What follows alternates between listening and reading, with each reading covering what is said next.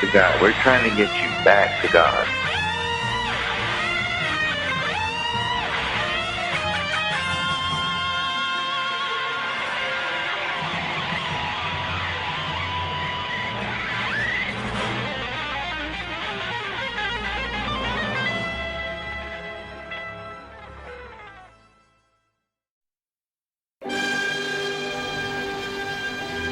She's looking for a question. You got no questions? No, there's so much. You want to know more about my love life? You want to know more? Of course. That's Now, how can I talk about my love life? your force field. Yeah, my force. Oh, yeah, my force field. How do you define love? For me, love is paying attention. Whoever I'm engaging, paying attention to them. That's the basic definition I've always had. Now, Ion's added something to it.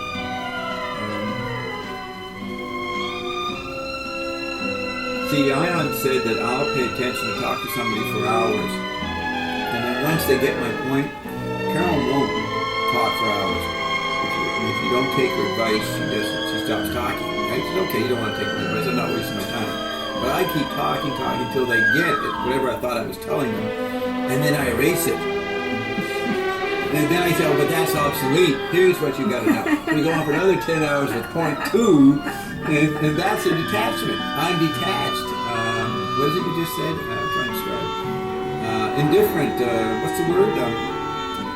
Love. The force field is not an emotion. It's something about detachment. I don't know what you said. I already did that before I knew Ion. I already was like that. You know what I mean? Detached. So, what has Ion done to my force field? I can't be accused of being more quiet. People say, oh, Bob, you calm down. You don't talk. Oh, my God. I calm down because there's more callers and I let other people talk, right? So, okay, so if love is paying attention, and I also was indifferent to whether it got anywhere, though I would keep going. Well, the difference is I do have an alternative.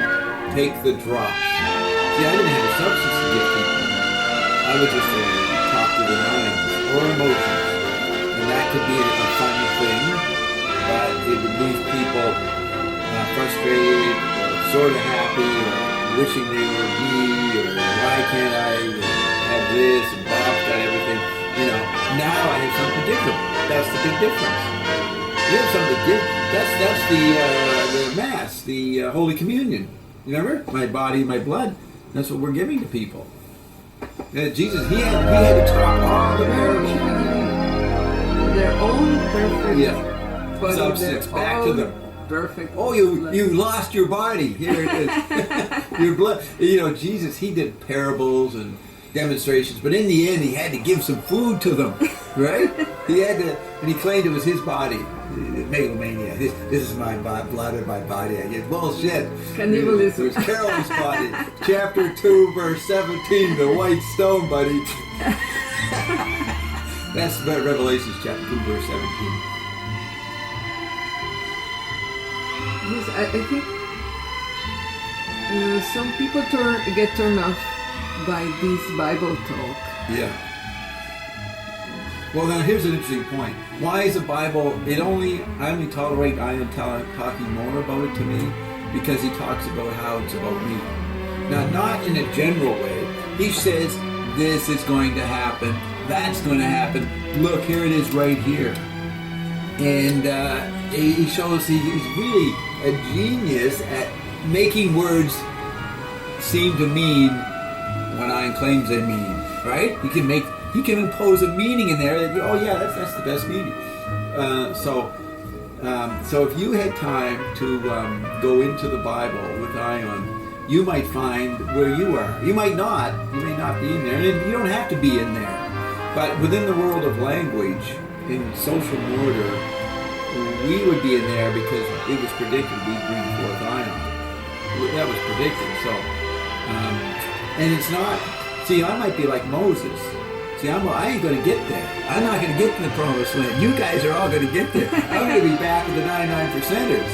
I am cursed in the long run. I don't believe that. I don't believe it, but we like to cover it just in case it happens. I told you I'd be cursed. No, Moses didn't get to the promised land. And it's almost like joke. Ian's getting back at me. He says, Bob, you're Moses. You're not going to make it, Bob. You have killed so many people on the way, you'll feel guilty and you won't allow yourself to get to Iandom. So that's the drama we're waiting. No, but you're now in the knowing that is not. Yeah, it's all bullshit. I'm bullshit. I'm eternal. Man, I'm not. Don't belittle me by calling me Moses. I'm Quetzalcoatl. I'm his sister, Quetzalpetl. I learned about Quetzalpetl. That's Quetzalcoatl's sister, Quetzalpetl. From Thompson's lecture, Quetzalpetl. I'm not a black woman. I am Quetzalpetl. That's what I learned by going to Spain. I got transformed to the I'm septad now. I've gone into the septad. That's 7. That's more than hexad. Now I'm starting to make up stuff. I'm declaring. This is how it happens. You start declaring. I am septad. And do you know how many strands? I have 140. Well, you have.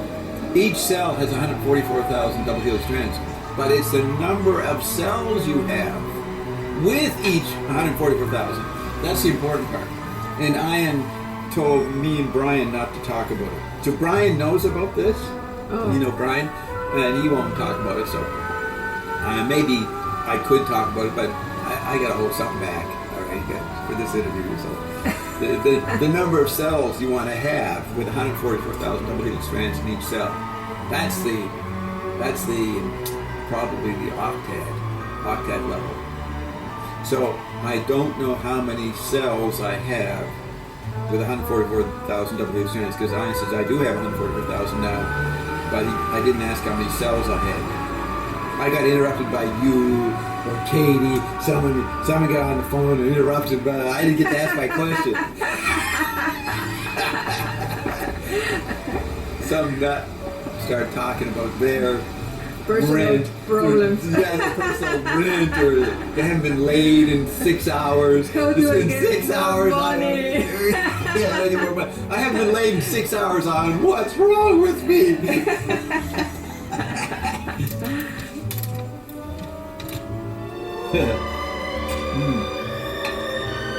Another plug. Look it up, people. Remedios Varo. Very interesting artist. Something new came into my life. Oh, today. Now, I arrived here on August 4th. That's McLuhan's.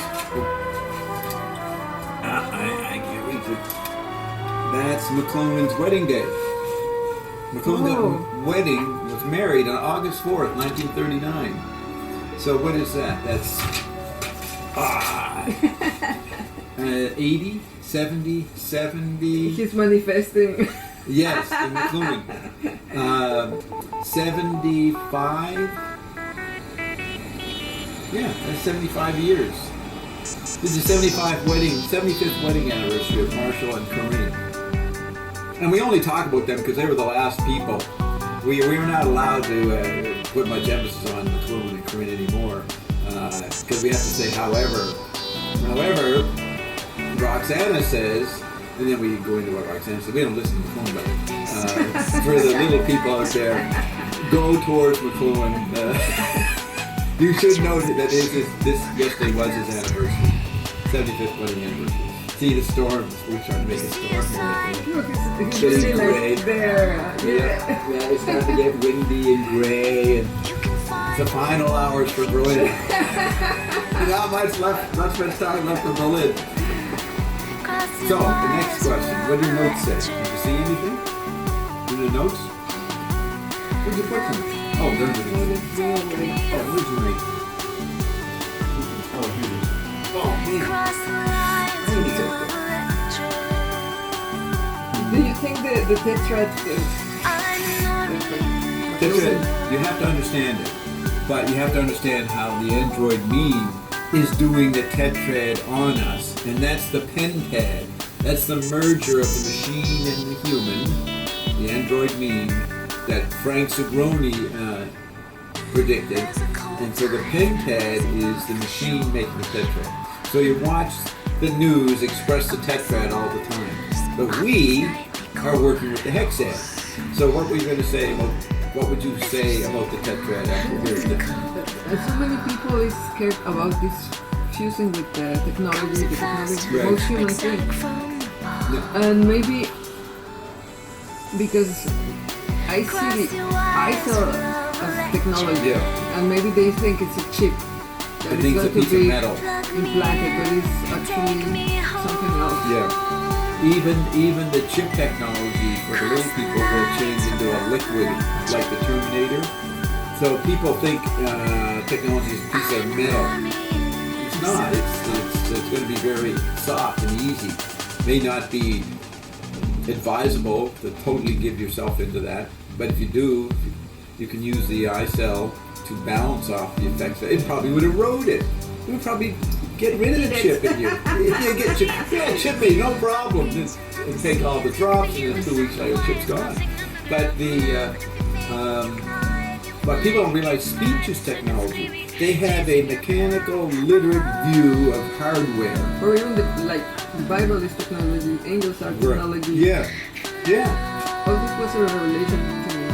Wow. Yeah, the angels in between physical and non-physical, they're creations of us, but they're neither physical nor non-physical. That's technology. We use the term machinic. That's from Deleuze and Guattari, M-A-C-H-I-N-I-C. It's not a machine, it's machinic. It's machine-like. It's not human completely. It's not non-physical. Yeah, so know the angels are technology. That's it. That was my idea. I invented that interpretation. Yes, and even nature is included now in the technological environment. It's inside. We're not in nature. It's when you probably see it here, but seeing it in Cordova, Barcelona, everywhere, people looking at their chip body. They're not taking in anything. That's little man merging with technology.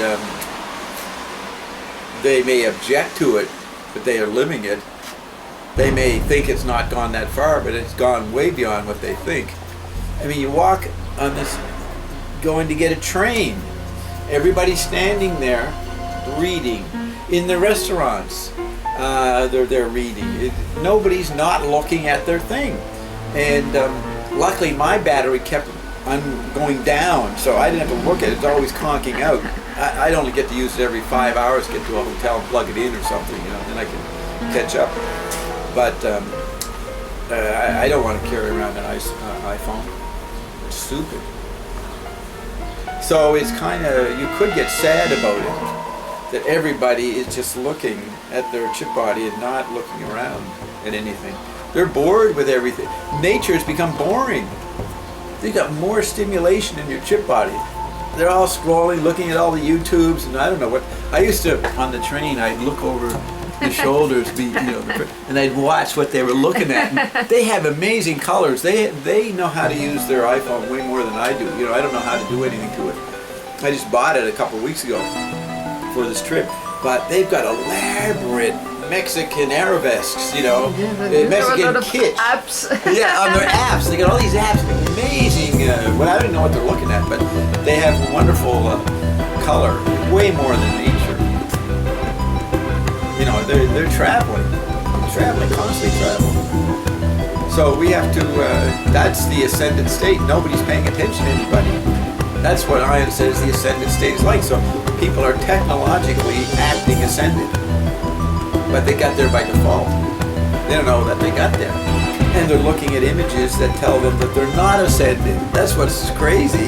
They're looking at imagery that makes them think less than, even though they're enjoying it. Yeah, they're puzzled by what we are. I mean, there's never been a couple, the way we present ourselves in public, there's no couple that's ever presented themselves, at least in the media era of the last 150 years, the range of what we do. Nobody ever did that as a couple. The happy people. So the happy